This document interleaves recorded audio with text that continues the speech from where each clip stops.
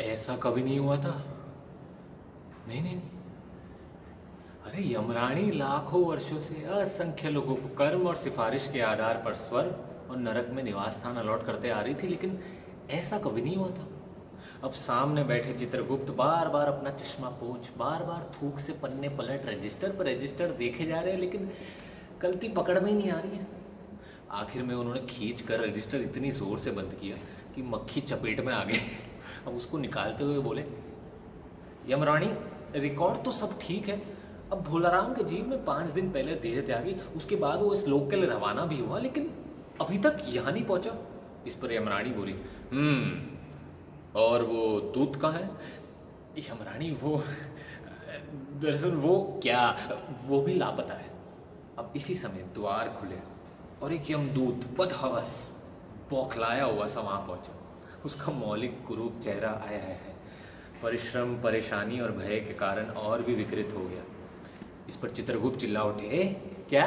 हाँ, तू कहाँ था भाई इतने दिन? और भोलाराम का जीव कहाँ है? वो कहने लगा, दया निधान, मैं कैसे बतलाऊं कि क्या हो गया। अरे पहले रोना बंद कर। हाँ, आज तक मैंने धोखा नहीं खाया था, लेकिन भोलाराम का जीव मुझे चकमा दे गया।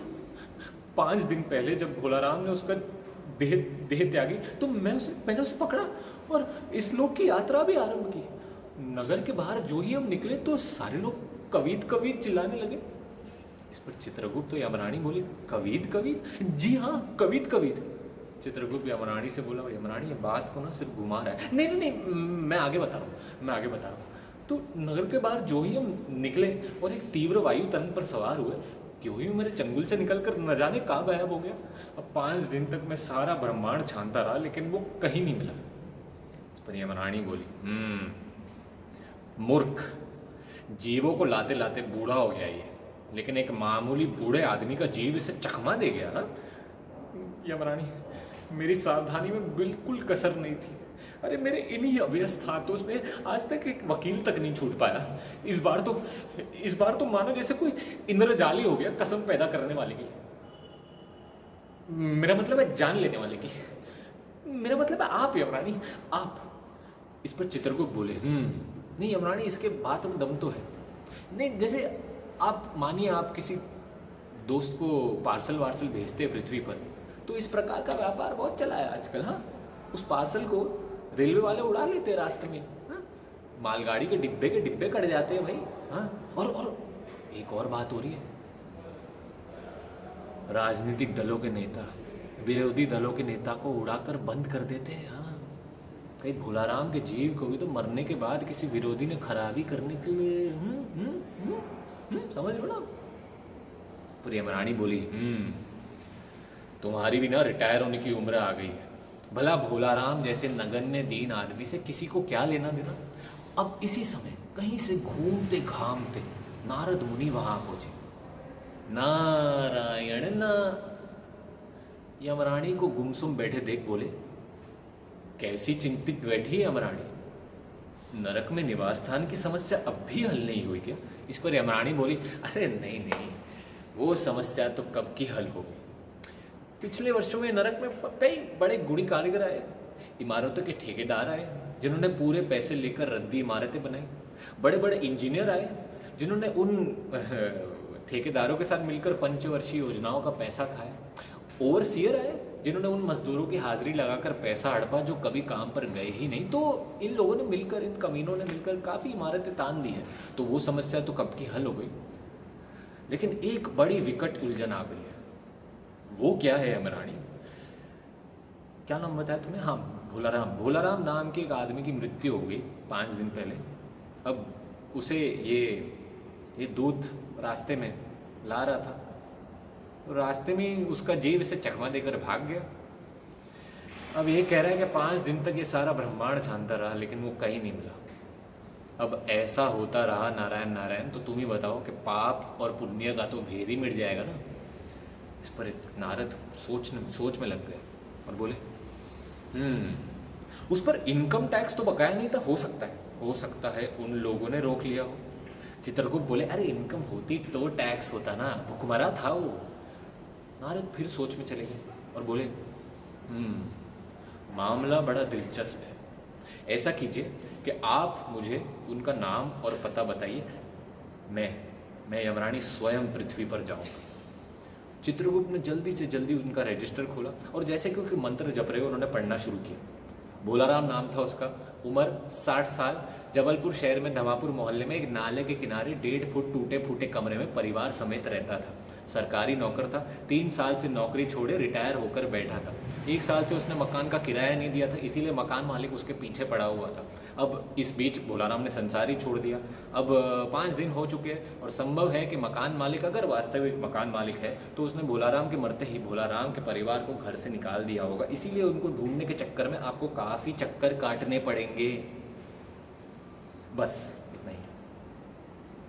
अब ये जानकारी लेकर और पृथ्वी पर चल रहे महामारी के जानकारी के बगैर भोलाराम नारद पृथ्वी पर आ पहुंचे। माँ बेटी के सम्मिलित क्रंदन से वो भोलाराम का घर पहचान गए। दरवाजे पर जाकर उन्होंने आवाज लगाई, क्या? नारायण नारायण। एक लड़की बाहर आई। उसने बिना मास्क के इस आदमी को देखकर कहा, छे आगे जाओ महाराज। नहीं नहीं बेटे, मैं भिक्षा मांगने नहीं आया हूँ। मैं भोलाराम, मेरा मतलब है तुम्हारे पिता के बारे में पूछताछ करने आया हूँ। अपनी माँ को ज़रा बाहर भेजोगी बेटी? भोलाराम की पत्नी बाहर आई। माता, भोलाराम को क्या बीमारी थी? क्या बीमारी थी? गरीबी की बीमारी थी और क्या। 3 साल हो गए नौकरी छोड़े, पेंशन नहीं मिली। अब हर 10-15 दिन में दरख्वास्तें भेजते थे कि वहाँ से यहाँ तो जवाब आता नहीं था, और आता था तो वही कि आपके पेंशन के मामले पर विचार हो रहा है।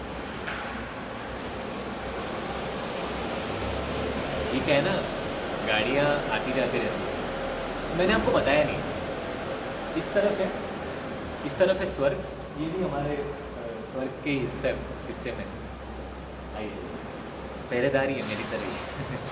तो ये है स्वर्ग, वो जा रहे हैं स्वर्ग में, और यहाँ है नर्क इस तरफ, और मैं बीच में, मेरे साथी है मेरे साथ, और कुछ कुत्ते भी यहाँ पे आते जाते रहते हैं। हाँ, भोलाराम की पत्नी बोल रही थी कि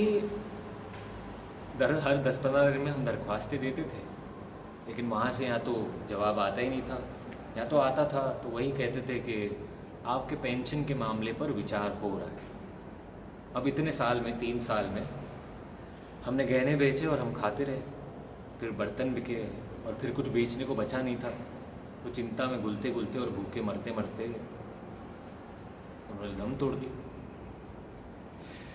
अब क्या करोगी माता, उनकी इतनी उम्र थी, हैं? इतनी तो उम्र नहीं थी महाराज, ऐसा तो मत कहो आप, उम्र तो बहुत थी उनकी। 500-600 रुपया महीना पेंशन मिलती तो कहीं और काम करके गुजारा हो जाता। 3 साल हो गए, एक फूटी कौड़ी नहीं मिली पेंशन की।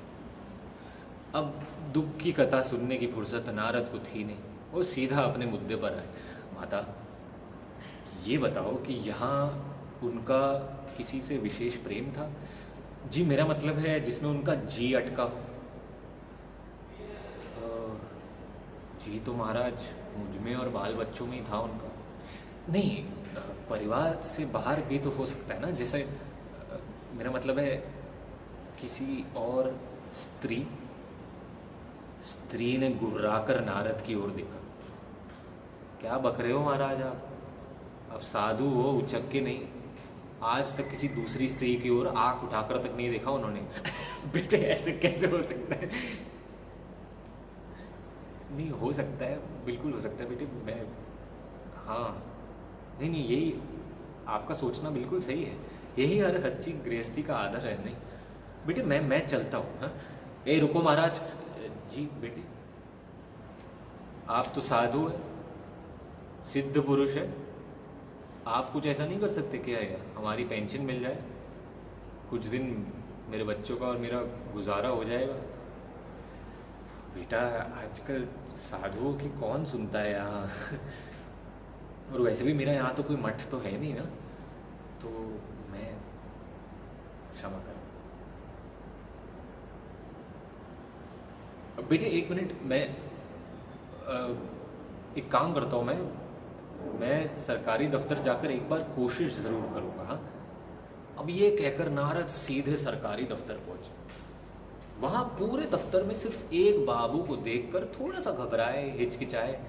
फिर उन बाबू के पास वो गए और उन्होंने बोलाराम के केस के बारे में बातचीत की। इस बाबू ने बिना मास्क के इस आदमी को गौर से देखा।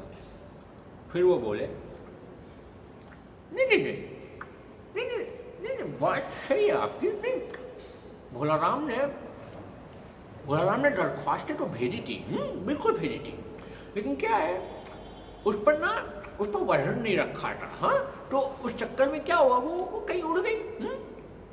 नारद बोले, ये इतने सारे पेपर वेट रखे सर, तो आपने वो क्यों नहीं रख दिया? आप साधुओं को भी ना दुनियादारी की कुछ समझ ही नहीं होती है। दरख्वास्तें पेपर वेट से नहीं रखती। क्या समझे? नहीं समझे? अच्छा, नहीं ऐसा करते हैं यहाँ तो अब कोई है ना, कोई है नहीं, तो दफ्तर में आप देख रहे हैं सब लोग WFH कर रहे हैं घर से। हाँ, तो ऐसा करते हैं, मैं आपको मेरी सीनियर मैडम का नंबर दे देता हूँ। हाँ, आप उनसे बातचीत कीजिए, वो बता देंगी आपको सारी जानकारी। नंबर नहीं है आपका, फोन नहीं है आपके पास। ये नरक में क्या है आजकल ना, बहुत बाइकें चलने लगी है नरक में, तो यंग ब्लड आ गया है थोड़ा सा। जाने दीजिए, फिर बताता हूँ मैं आपको, वरना मेरी नौकरी खतरे में ना चली जाएगी, कोई देखेगा कि मैं आपको ये कहानी बता रहा हूँ। हाँ, तो हाँ, बाबू बोले, फोन नहीं है आपके पास? ओ बाप रे, क्या गजब जीवन है आपका भैया। तो ऐसा करते हैं, कोई बात नहीं, अब मैं आपको मेरा फ़ोन देता हूँ, आप मेरे फ़ोन से फ़ोन कीजिए। और झूम एप्लीकेशन नहीं समझते होंगे आप, तो आपके पास फ़ोन ही नहीं है, क्या समझेंगे झूम। ऐसा, ये झूम एक एप्लीकेशन है, उसमें जाइए, ये देखिए, ये अरे डरिए मत भैया, आप ही का चेहरा सुंदर। हाँ, तो ऐसे कीजिए, ये मैडम है, उनसे आप बात कीजिए, जितनी देर बात करनी है कर लीजिए, सारी जानकारी आप प्राप्त कर लीजिए, ठीक है। ये एक मिनट, हाथ मत लगाइए, बाहर देख रहे हैं क्या खराब समय चल रहा है भैया। हाँ, ऐसा मत कीजिए। ऐसे करते हैं, इसको मैं इसे पेन स्टैंड से यहाँ पे सटा के रख देता हूँ, ठीक है। आप जितनी देर बात करनी है बात कीजिए। कहाँ से लाए इसको? अब उस मैडम से नारद ने बातचीत की। फिर उस मैडम ने किसी और बाबू से बात करवाई, उस बाबू ने किसी और अफसर से। ऐसे 25-30 अफसरों से बात करने के बाद नारद ने अपना पहला ईमेल आईडी तक बना लिया, muni.narad@dominantmail.com। उसके बाद एक चपरासी ने उनकी पीठ थपथपाई। ए क्या कर रहे हो महाराज, ये क्या क्या? नहीं, बंद करो उसको, बंद करो। अरे बंद करो, 24 घंटा भी इधर झूम पे बैठे रहना तो कुछ की होगे ना। नहीं, कुछ भी नहीं होएगा। क्या है, मेरा भी ट्रेन का टिकट कराने का था, वो ऑनलाइन फॉर्म दे दिया। ऑनलाइन फॉर्म तो कुछ समझ में नहीं आया, तो मैं बाबू के पास गया, बड़े बाबू ने भर के दिया, ट्रेन कैंसिल हो गया। फिर ऑनलाइन फॉर्म दिया, फिर ट्रेन कैंसिल, फिर ऑनलाइन फॉर्म, फिर ट्रेन कैंसिल। बड़े बाबू बोले, तुम नेपाल चल के जाओ। मैं बोला, मैं नेपाल से नहीं है, बंगाल से, आपने ही भरा है फॉर्म में। बंगाल में हुगली गाँव नदी है, छोटे सा, उधर ही गाँव मेरा, चंदन नगर। तो कहने का मतलब है, उसके बाद मैं बड़ी मेम साहब के पास गया। बड़ी मेम साहब को मैं बोला, मैं इधर ही काम करूँ। बोली करो। आज जाके 3 महीने के बाद आधे महीने का सैलरी मिला है। हाँ, किसी को नहीं मिला इधर, मुझे मिला बस। आप बड़ी मेम साहब के कमरे तो में जाओ, उधर ही है, तो देखो उधर ही काम होएगा, जाओ। नारद सीधे बड़ी मेम साहब के कमरे पे पहुँचे, बिना नॉक किए ही अंदर घुस गए। इस पर बड़ी मेम साहब बहुत भड़क उठी। ये क्या है, व्हाट इज दिस? हाँ, क्या है? मंदिर समझा आपने, धड़धड़ाते चले जाए, नॉक कौन करेगा? मैडम सॉरी, मैं वो क्या काम क्या है आपको, और आपका मास्क कहाँ है? नारद ने अपने सांसों पर काबू पाकर उन्हें भोलाराम के पेंशन के केस के बारे में बतलाया। इस पर मैडम बोली, देखिए आप तो बैरागी है, आप दफ्तरों के रीति रिवाज समझते नहीं, मैं जानती हूँ, हाँ इट्स ओके, लेकिन असल में गलती भोला राम की है। ये भी एक मंदिर है भाई, यहाँ पे भी दान पुण्य करना होता है। अब आप भोला राम के आत्मीय मालूम होते हैं, इसीलिए मैं आपको बता रही हूँ, बुरा मत मानिएगा, ठीक है। भोला राम की दरख्वास्तें उड़ रही है, उन पर थोड़ा वज़न रखिए। नारद बोले, यार फिर से वज़न की बात कहाँ से आ गई यार, क्या क्या क्या वहाँ देख कर क्या बतिया रहे हैं, हाँ? ये सरकारी पैसे का मामला है, पेंशन का केस 20 दफ्तरों में जाता है, देर लगी जाती है। अब 20 बार एक ही बात को 20 अलग अलग तरीके से लिखनी पड़ती है, तब जाके पक्की होती है। और फिर पेंशन तो आई, लेकिन वो जो स्टेशनरी लगती है उसमें तो पेंशन ही निकल जाता है सारा। लेकिन क्या है, जल्दी कर सकते हैं, मगर नारद बोले मगर वही वजन चाहिए ना, आप समझे नहीं, ठीक है।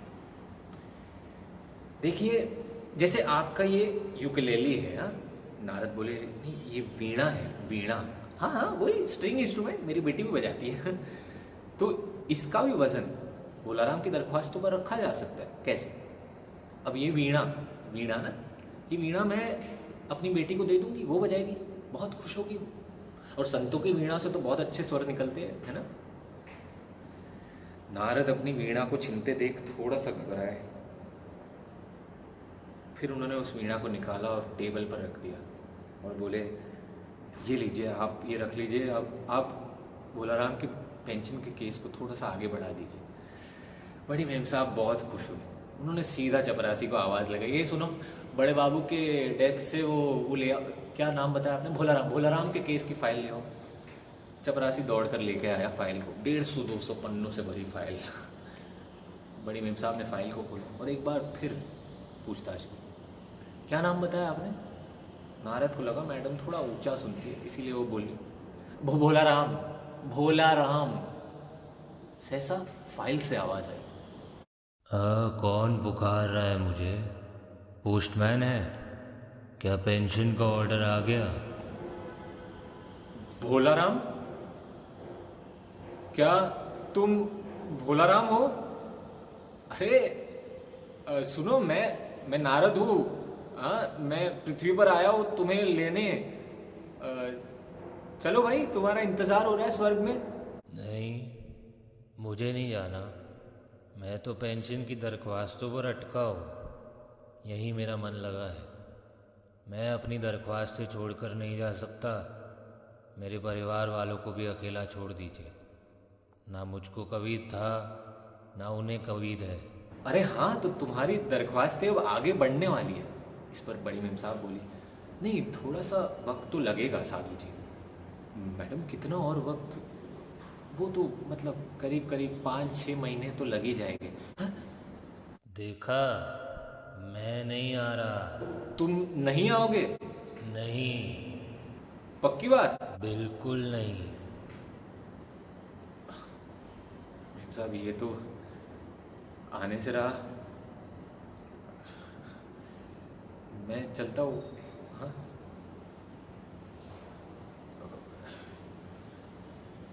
वो मेरी वीणा आप दे देंगे वापस, वो आ नहीं रहे तो?